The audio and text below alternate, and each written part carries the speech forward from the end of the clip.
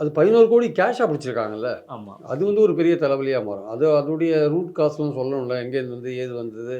அந்த விஷயங்கள் வந்து கண்டிப்பாக வந்து அவருக்கு ஒரு பெரிய பிரச்சனையாக முடியும். மணல் கடத்தல்ன்றது ரொம்ப ஹைலி ஒரு டெக்னிக்கலான விஷயங்களா இருக்கலாம். நேரடியாக இவர் ஏதாவது சம்மந்தப்பட்டிருக்கிறதெல்லாம் கொஞ்சம் எஸ்டாப்ளிஷ் பண்ணுறது கொஞ்சம் ரொம்ப குறைவாக இருக்கலாம்.